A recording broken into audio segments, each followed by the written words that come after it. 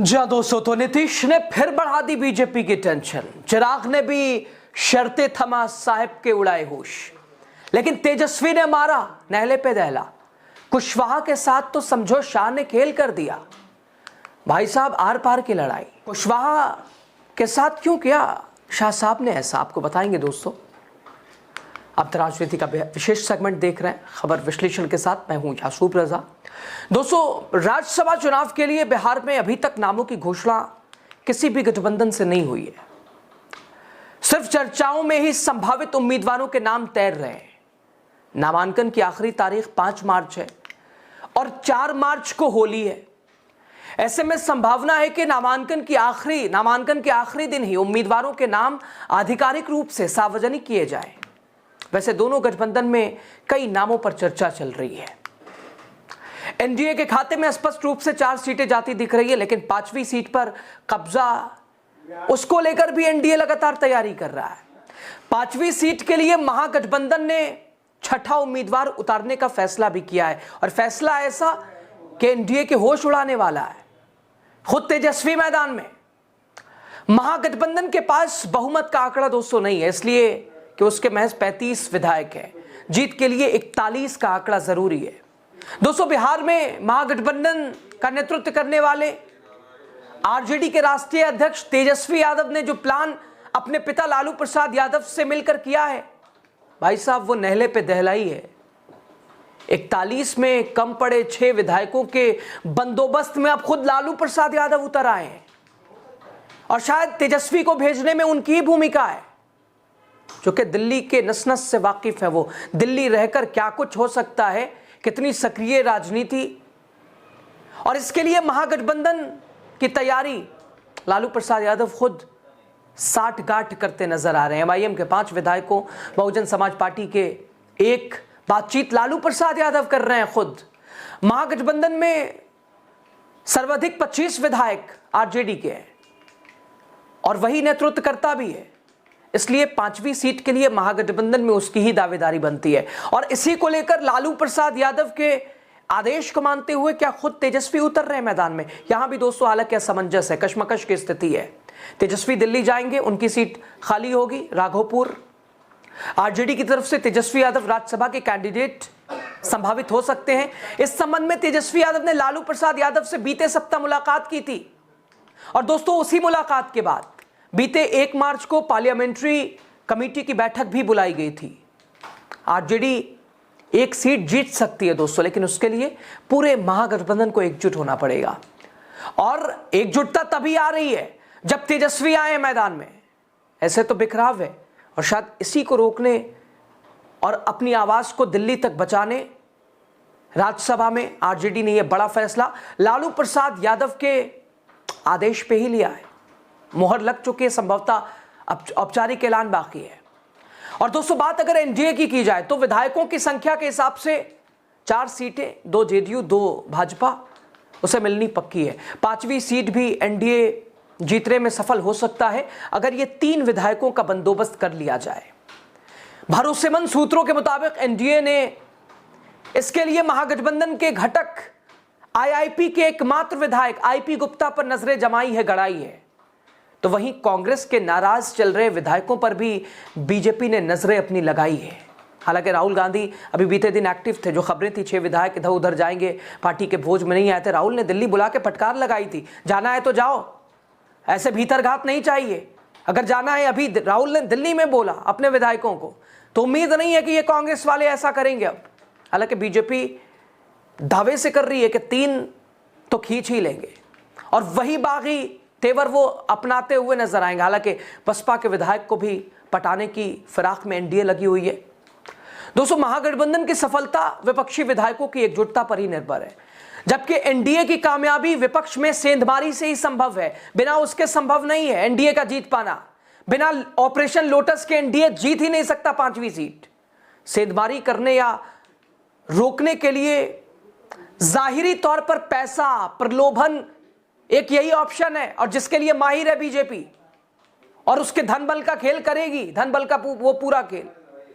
राज्यसभा से दोस्तों रिटायर हो रहे जेडीयू के 2 सांसद रामनाथ ठाकुर और हरिवंश नारायण सिंह, अभी इनके बारे में स्पष्ट यह नहीं हो पाया है कि पार्टी उन्हें रिपीट करेगी या नहीं करेगी, लेकिन पार्टी दोनों की जगह नए लोगों को मौका देगी। और सबसे महत्वपूर्ण जो जानकारी है कि निशांत कुमार आ सकते हैं। नीतीश ने प्लान थमा दिया है बीजेपी को।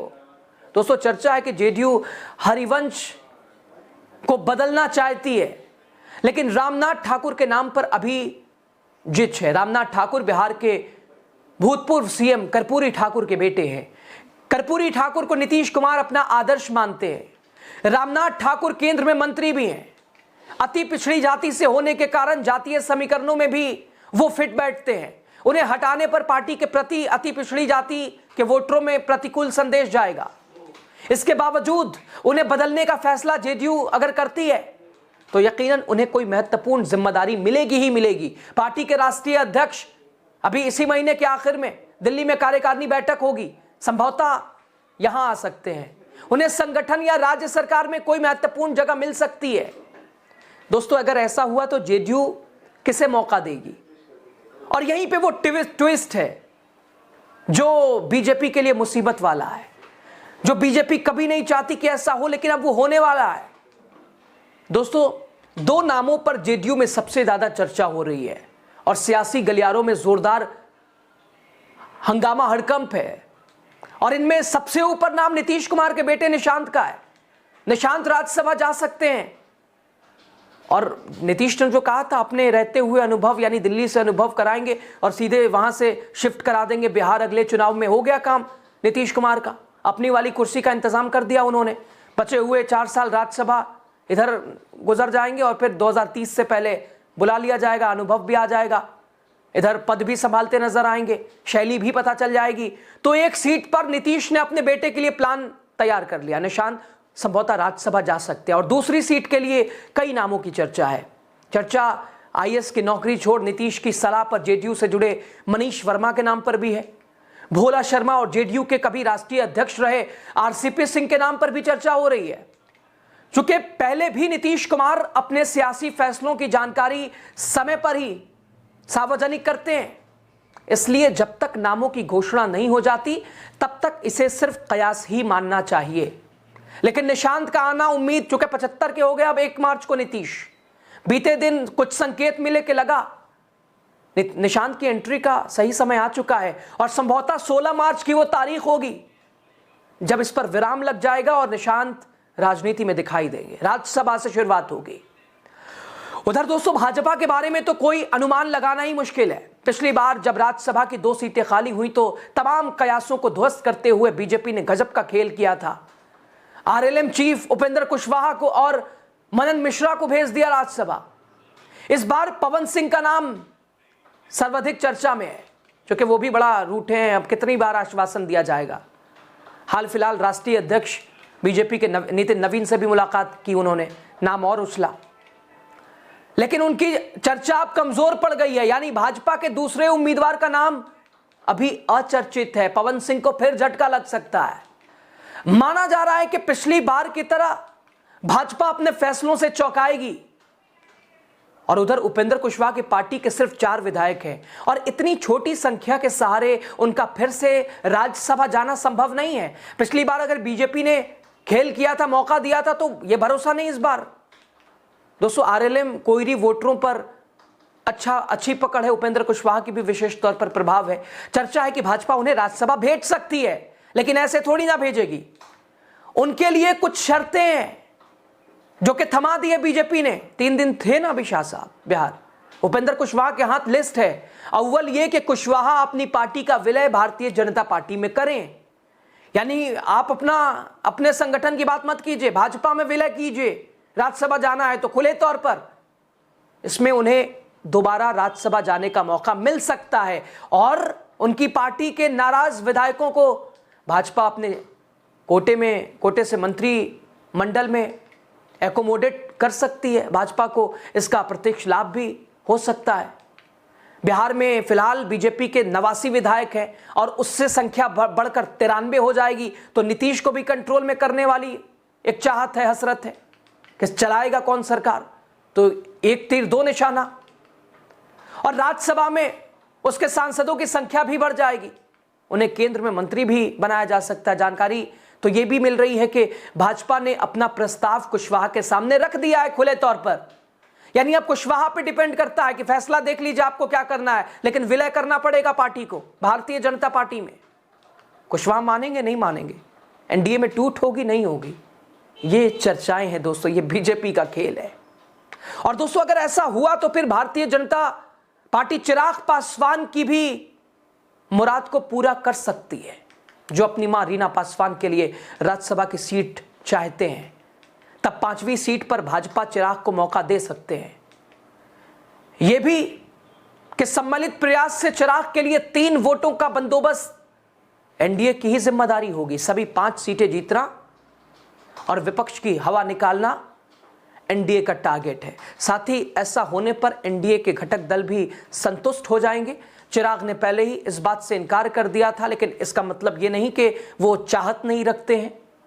मां को राज्यसभा भेजने की रेस में चिराग ऐसा नहीं कि पीछे हट गए हैं, लेकिन दबाव बनाया है, लेकिन मीडिया में बयान कुछ और है।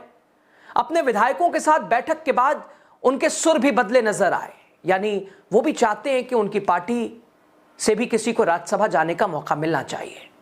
तो यानी एक तरफ दोस्तों नीतीश ने अपने बेटे के लिए प्लान कर लिया, आगे आने वाले चुनाव में बीजेपी अगर सपना बिहार को लेकर देखती है तो नीतीश अपने बाद अपने बेटे को खड़े करने के लिए तैयारी में है। दूसरी तरफ पीछे से तेजस्वी यादव भी पहुंच रहे हैं दिल्ली बिहार छोड़ के, नहले पे दहला। और उपेंद्र कुशवाहा लीजिए, बड़ा भारतीय जनता पार्टी बीजेपी क्या है, शर्त रख दी है ऐसी बड़ी के साथ तिलमिलाए हुए हैं, विलय कराइए तब जाइए। तो वैसे में दोस्तों अब लगता है होली के अगले ही दिन जब आखिरी तारीख नामांकन की होगी उसी दिन तय होगा कौन चौंकाता है, कौन बाजी मारता है, शहमात के खेल में कौन किस पर हावी होता है। बहरहाल नजरें जमी रहेंगी। आपकी राय, आपको क्या लगता है कमेंट कीजिएगा, जरूर बताइएगा, राय दीजिएगा, सजेस्ट कीजिएगा। बहुत शुक्रिया।